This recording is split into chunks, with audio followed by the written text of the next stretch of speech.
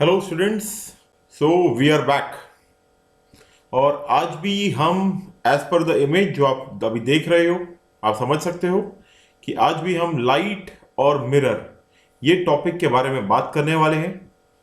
So without wasting your time will start with a brief introduction. Okay. So मेरा नाम गौतम गुप्ता।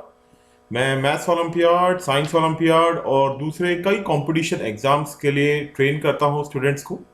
और यहाँ पे मेरा एक नीचे में नंबर भी दिया हुआ है, आप देख सकते हैं मेरे ये आइकन के नीचे।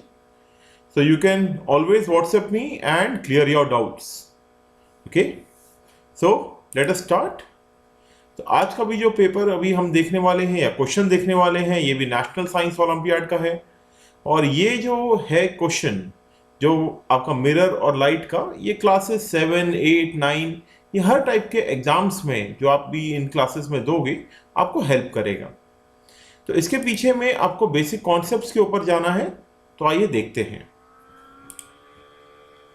Plane mirror problem type 3। Okay,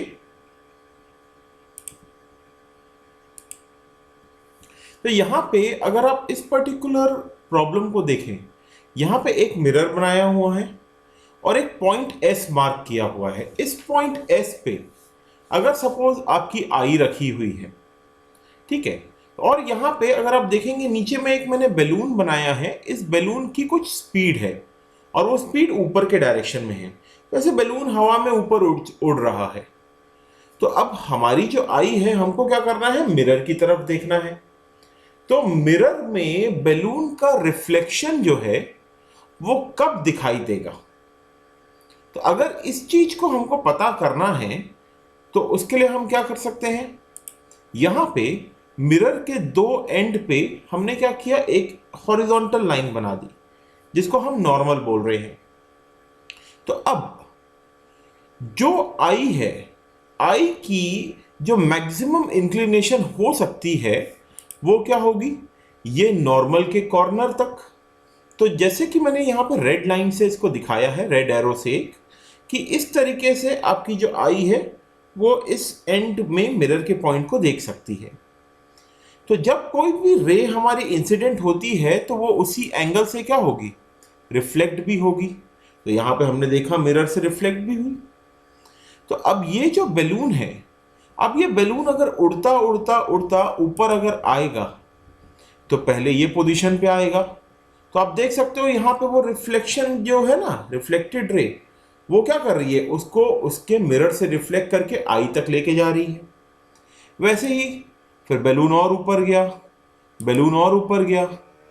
तो यहाँ पे जो हमने आखिरी की 3 पोजीशन दिखाई है बैलून की, तो इन पोजीशंस पे क्या होगा, बैलून की जो है विजिबिलिटी हमेशा रहेगी।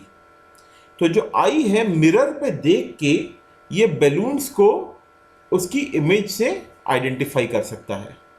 तो इसको हम visible region for the balloon बोलते हैं।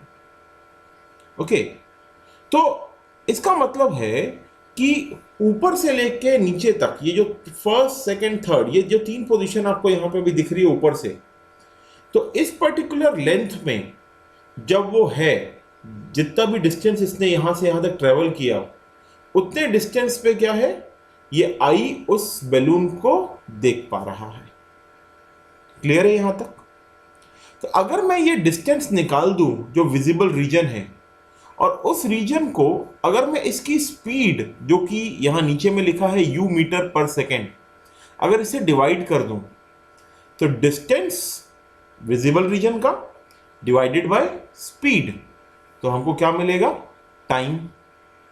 तो कई बार क्वेश्चन में ऐसा भी हो सकता है कि आपको टाइम पूछे कि कितने टाइम तक ये जो बैलून था ये विजिबल था, ऐसा भी पूछ सकते हैं। तो इसको निकालेंगे कैसे। तो यहां पे जस्ट मैंने एक पोजीशन दिखाई हुई है बैलून की, जहां से वो ऊपर जाते जाते दिखना स्टार्ट होता है। तो अगर आप यहां ध्यान दें तो इसमें एक ये ट्राइंगल है और एक ये छोटा ट्राइंगल है ऑरेंज से। तो ये ऑरेंज और ब्लू ट्राइंगल जो है इसमें, ठीक है, ये दोनों ही क्या है, सिमिलर ट्राइंगल है। क्यों? क्योंकि इंसिडेंस और रिफ्लेक्टेड रे क्या है? सेम, दोनों सेम एंगल बनाते हैं। तो यहां पे x जो कि छोटे ट्राइंगल की हाइट, y जो कि छोटे ट्राइंगल की बेस, m जो कि बड़े ट्राइंगल का हाइट, और n जो कि, ठीक है, बड़े ट्राइंगल का बेस।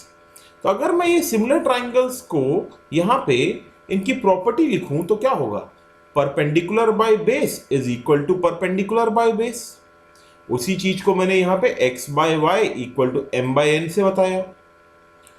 तो अगर हमको x की वैल्यू मालूम है, y की वैल्यू मालूम है, n की वैल्यू मालूम है, तो हम क्या है, m जो कि m हाइट है बैलून का, वो बता सकते हैं। तो इसी तरीके से अब ये प्रॉब्लम किस तरीके से पूछा जाता है? प्रॉब्लम में आपको यहां पे एक दे दिया जाएगा मिरर और बैलून की पोजीशंस बता दी जाएगी। तो हमको मालूम है कि ये बैलून का क्या है, विजिबल रीजन। तो इस विजिबल रीजन में एक ब्लू ट्राइंगल है और कुछ ऑरेंज ट्राइंगल है। तो यहाँ पे मैंने ब्लू ट्राइंगल और ऑरेंज ट्राइंगल को क्या किया, ऊपर और नीचे दोनों में बना दिया। तो मेरे को मालूम है ब्लू ट्राइंगल और ऑरेंज ट्राइंगल की हाइट जो है वो x और y, सॉरी x और m है। तो दो छोटे ट्राइंगल, दो बड़े ट्राइंगल, तो टोटल विजिबल रीजन जो हुआ उसकी हाइट कितनी हो गई? m x x m, मतलब 2m प्लस 2x। तो ये हमारा टोटल डिस्टेंस हो गया। और अगर इसी डिस्टेंस को आप स्पीड से डिवाइड कर दो तो वो क्या हो गया, टाइम दे देगा। तो इस टाइप की जो प्रॉब्लम है इसमें यही एक छोटा सा कॉन्सेप्ट लगता है। तो मोस्ट ऑफ द स्टूडेंट्स यही चीज गलत करके आते हैं कि या तो वो खाली m कैलकुलेट कर रहेंगे, या उनको ये क्वेश्चन स्ट्राइक नहीं होता कि एग्जाम में करना कैसे है। तो नाउ आई होप कि एक छोटे से कॉन्सेप्ट को अगर आप याद रखें तो आप कोई भी प्रॉब्लम अपने एग्जाम में बना सकते हो। Okay, so thank you very much for listening. So मेरे टाइप 1, टाइप 2, टाइप 3 ये तीनों क्वेश्चंस को मैंने कवर किया हुआ है। तो अगर कहीं पे भी आपको इसमें भी डाउट रहता है, you can always WhatsApp me, और व्हाट्सएप में I will be more than happy to solve all your doubts. Okay, so fine, good bye.